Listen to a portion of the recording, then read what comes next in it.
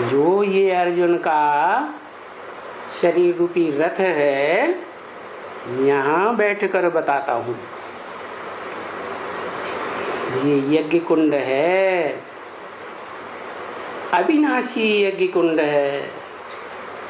सारी दुनिया इसे यज्ञ कुंड में स्वाहा हो जाएगी, लेकिन ये अविनाशी ज्ञान यज्ञ इस सृष्टि पर चलता ही रहेगा, चलता ही रहेगा।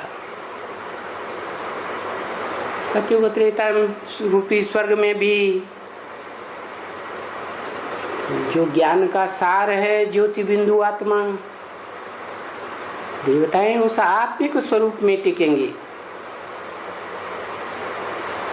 और ये आत्मा जिस शरीर का आधार लेती है, वो शरीर रूपी प्रकृति, देह रूपी प्रकृति, उसका विकृत रूप द्वैतवादी द्वापर युग से शुरू होगा, जिसे गीता में कहा गया अपरा प्रकृति, नीची टाइप की। तो दोनों प्रकार की जो प्रकृति है, परा प्रकृति आत्मभाव वाली और अपरा प्रकृति देह भाव वाली, ये दोनों ही शरीर रूपी रथ पर मौजूद हैं। जिसे कहा गया रथ को क्षेत्र, क्षेत्र है तो क्षेत्री भी होगा।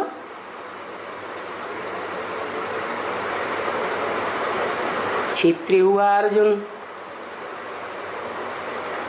उस क्षेत्र का जानकार भी होगा, क्षेत्रज्ञ। उस शरीर रूपी रथ का जानकार इस सृष्टि पर कोई आत्मा नहीं होती कि वो शरीर रूपी रथ इस संसार में क्या है, कौन है, क्या पार्ट बजाता है। वो क्षेत्रज्ञ मैं हूं। मैं कौन? शिव, जो जन्म मरण के चक्र से न्यारा है। इसलिए उस अविनाशी शरीर रूपी क्षेत्र कहो, रथ कहो, इसे आत्मा अविनाशी है, लेकिन वो शरीर भी उस आत्मा का अविनाशी है। इस षष्ठी रूपी रंगमंच पर वो आत्मा जरूर कोई न कोई शरीर रह करके ही सृष्टि पर रहती है। कल्पांत काल में सब शरीरों का विनाश हो जाएगा, लेकिन उस आत्मा के शरीर का विनाश नहीं होगा। तो तुम कहाँ बैठे हो?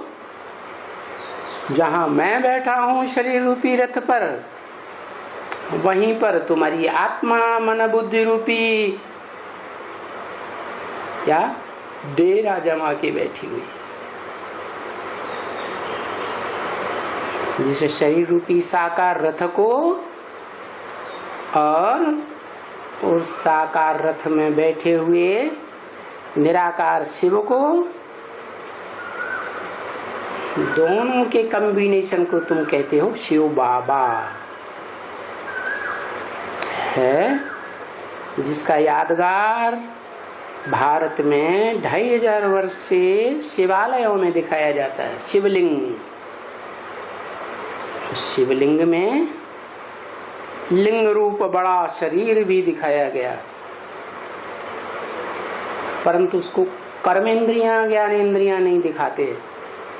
माना वो ऐसी स्मृति की स्टेज में टिकता है, ऐसी ऊंची स्टेज है कि उसे कर्म इंद्रियों का, ज्ञान इंद्रियों का उस आत्मा को भान ही नहीं रहता। तो वो लिंग हो गया देह रूपी प्रकृति की यादगार, जो देह है इस सृष्टि पर कल्पांत काल में भी मौजूद रहती है, इसलिए उसको कहा जाता है कालों का काल, महाकाल, जिसको कोई काल खा नहीं सकता। सारी दुनिया को काल खाएगा, लेकिन उस शरीर रूपी लिंग को कोई नहीं खा सकता।